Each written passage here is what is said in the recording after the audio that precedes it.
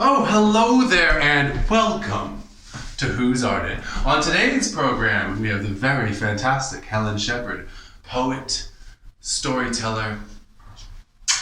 Stay tuned for more. Hello and welcome to today's edition of Who's Art It. I'm Douglas Carson and I'm sitting today with a fantastic friend, generous human, amazing poet, Miss Helen Sheppard. Welcome. I'm absolutely thrilled to be here, Doug. So we've caught Helen just before she's headlining at our good friends over at Tonic tonight. Unfortunately, this will be aired after that. But let's just get started and say, how does it feel? Is this your first headlining gig? Have you been headlining for a while? What was your journey like to get there? It's... I hope you're editing. No, this is definitely staying in. It's been quite a journey because I was a poet became a poet in my 40s. So the journey has probably... Oh God, this is such a difficult question to answer. I'm going to start again. We can just move on if you prefer. Yay, I'm headlining at Tonic tonight. I'm absolutely thrilled about it. And at Tonic, you have the opportunity to write scratch poems where you get a subject and that's not me. I don't write about that at all. And then you come up with a poem and then you perform it in the following month. And it's such a brilliant creative process. And I guess my going into poetry and becoming a poet has been very much like that. At school, I didn't do literature or Shakespeare or poetry. Didn't know what a poem was until my 40s when I had working as a midwife, I had burnout and then I burnt out again. And someone suggested I go to a Kickstart Your Reading class where you read a short story and then talk about it. And the tutor said, "Oh, you might like to write something." And I said, "What do you mean, write something?" And she said, "Oh, you can write whatever's in your head, Helen." And I was like, whatever's in my head? And so I wrote my first poem, took it to an open mic night that I'd heard was on. They said, "Have you got a poem in your pocket? Come on stage, share your poem." And I guess writing poetry and spoken words and performing it to others is all part of my writing process and editing process. Poetry to me is community. Oh, speaking of community, we will be covering Tonic in one of our Keep Art Worlds. You can check out a link to them in the description below here. They're one of our wonderful friends in Bristol. But speaking of your poetry and your process, I understand that you have a poem that you're going to read for me now. Is this part of your new book? Part of my new book. Oh, she has a Fontanelle. And it's about the soft spot. So it's got everything from birth to death and everything in between. So I actually bought a copy of this book and I was about halfway through it, and my wife who actually just stole it from me and I haven't gotten it back yet. So I haven't read the whole thing. I read about 2/3 of it before it was nicked. So I might have to buy another copy. And you can find those also in the description and things like that. The poems are very visceral with a nurse's sense of humour and comedy and tragedy and life. This poem I wrote for the Syrian crisis and it's still relevant today, so I'm going to share it with you. Child and I. A sparrow boy arrives at my door. He drops empty into this flat-packed city, sleeps tonight where no bullets fly. Dreams, it's dark, water ice, black fins of shark. Our languages are mismatched. At breakfast I cook scrambled eggs. He pinches clouds of sourdough. As petals they float in his bowl of warm milk.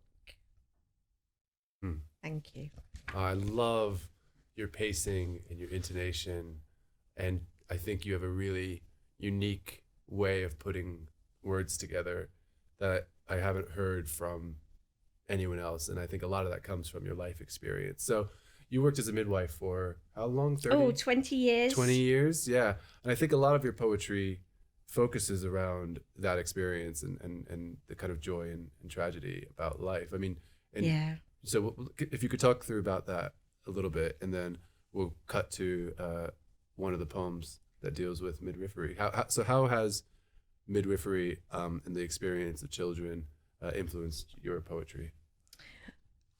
Interestingly, I left midwifery in 2000, and I thought I'd left it behind, but obviously I'd still got midwifery in my fingertips. So when it came to putting the collection together, I could have written about all sorts of things, but it was just too close to me, really. Midwifery, I think, when you're birthing, giving a birth, or delivering, being witness to delivering, actually the process is so like writing a poem. The birth of the poem is not a straightforward and easy thing. Coming up with the ideas, editing, when to put it out into the world. I think because I came into writing poetry late, I'm not too hung up on the thought of how people will receive it. And I think as a midwife, it's had a real. I became a midwife because my aunt was a midwife. She was born in 1922, did her midwifery in her 40s, and I grew up listening to her stories. So, I mean, I think at 7 and 8, she would leave me asleep at her house, go off deliver a baby. I think that happened in those days. I mean, you wouldn't do it now. And then used to come back for breakfast and tell me all about the baby being born and the mother and the family. And I think that just stayed with me. So I did my midwifery and I burnt out, started to write poetry, and I called my book, I think I always would have called my first poetry collection Fontanelle. I'm absolutely fascinated in fetal skulls. There's a fetal skull on the front of my book, because it changes during birth, and the fetal skull molds into the shape of the passage the passenger has to go through, and you really can't underestimate all the power that's going on. And I think probably birth has been a metaphor for my life, really, because we're not entities on our own, and it's so important to connect with other people. And I guess the poetry community to me is very much about being part of a family and community for community midwifery. And it's the poetry community is so inspiring, creative, welcoming, and they feel that the feeling is very similar. And so I think I've kept hold of that feeling of being a midwife throughout my poetry. Shall we have a look at that poem? So let's have a look at the headline poem from Fontanelle. Opening. A gestation reaches its timely conclusion, and her muscled hammock softens, slackens. I am with her wet slit, hands quiet, ready. A head down pressure, spine to belly. Her womb now taut as a new balloon. I hear heartbeat, code, pains, come, go. A tuft of hair appears, recedes to tease. Her skin peels over a spongy first frown, and I mapried, headland, suture, Fontanelle. A flicker of eyelids, phantom of a new. Her hands clutch knees, chin tucks in. I prop her heel on my hip, bear down. A nose tips, bloodline, too early to know. A guttural sounds, deep, old as eve. I breathe in rhythm, between her pushes. A fold of ear unfurls as lips pucker apart. Her fingers reach over, stroke baby hair. A loosened cord, a rough touch can mutilate. A breath-held moment, bruised blue runs to red. Her opening forgotten already starts to close. I mean, God, Fontanelle, that poem with the soft spots and the fleshiness of it is such a powerful imagery in there. I mean, I think you could only get that from the real world experience you have. So do you stay in touch with the midwifery community, or is that something that you've kind of, as you moved away from it professionally, you found that those relationships are hard to maintain, or do you get support for your poetry through the midwifery community? Is that someone you found you could, say, oh, I've written poems that I've from this experience? Have you had like NHS connections with that? Interestingly, not. Although more recently, so the poem that I've just performed opening was an account of my first delivery as a midwife. And I can close my eyes and I'm back being a midwife. I've done a poem about doing an internal examination during labour, and I can close my eyes and I can feel. I have that a really strong visual connection and I guess an emotional connection. At the launch of my book, my midwife for my third baby came, so that's 30 years ago, and I guess we've kept in touch. My aunt and I regularly share stories. I've been recording her stories. She's 99 now, and so time feels a little limited. So I guess I've had those conversations with her. The other thing is that as soon as people know I'm a midwife, I hear all their birth stories, and since the book's come out, I've had photos of people. People have sent me photos of their births and accounts of their births and their family stories. And also there's quite a lot in the book about different health aspects, including mental health and COVID, caring for COVID patients. And I guess we've been in 18 months of conversations about our own health and vulnerabilities and the impact on that. And so I guess writing the book, and I would say maybe 2/3 of it I've written in the last 18 months before the book came out. So it was just an immersive experience, but I was surrounded by stories, and that inspired me to tell really important narratives. So we do have one more poem that we're going to go through and show on the screen here. I just want to mention that you've talked a lot about your aunt who's 99.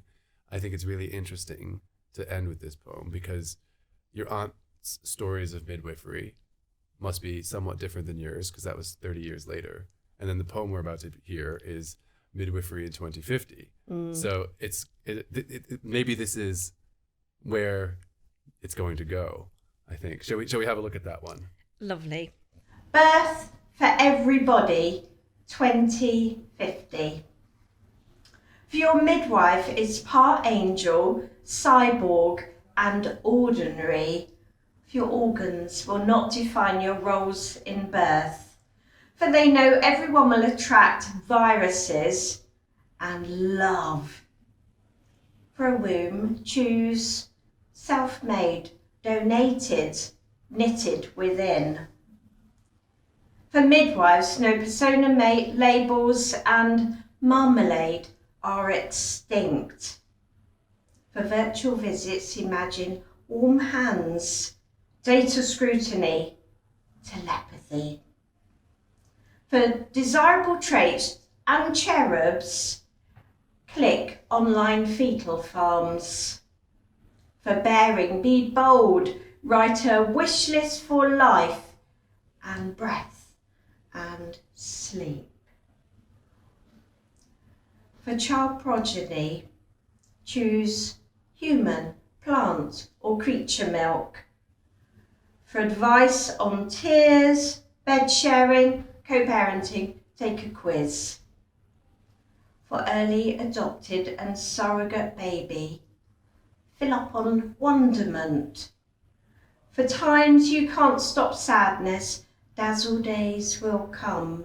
For your birth will not be sanitized, for you are part earth, blessed Gaia, and ordinary. Now, and with that amazing poem about babies and test tubes and things, which I mean, strangely enough, goes so well with some of the work we have up now where there are babies in test tubes and things. I'd like to just say thank you so much for coming out to Who's Art It. This is Helen Sheppard. She's a fantastic poet. I definitely recommend going to check out her book. And she's got some other things coming up as well. Would you like to tell us some of the things that you have coming up later in the year that people can find you, where they can find you, stuff like that? Firstly, it's been an absolute thrill talking to you, Doug, and your questions have been really illuminating. Give me pause for thought. Tonight, I have a headline gig at Tonic, which I talked about earlier and will rave about. And it's in a pub with cinema seats and footstools and really cosy. At the end of November, I'm running a winter warmer woman's writing retreat. Goodness, how many W's? And that's going to be held for a weekend with Lucy English, who's professor at Bath Spa University. And we're running it in Kinkham Centre, which is 450 acres of wildlife trust. So that's going to be absolutely wonderful.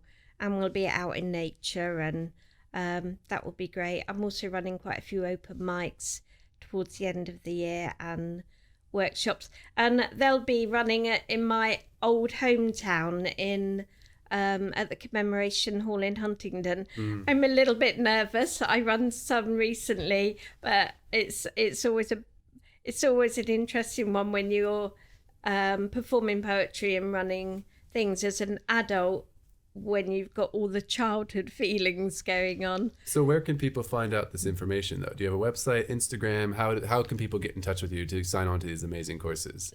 Helen Sheppard 7 is my Twitter. Helen Sheppard 58 is Instagram. You can go on Write Out Loud / Helen Sheppard.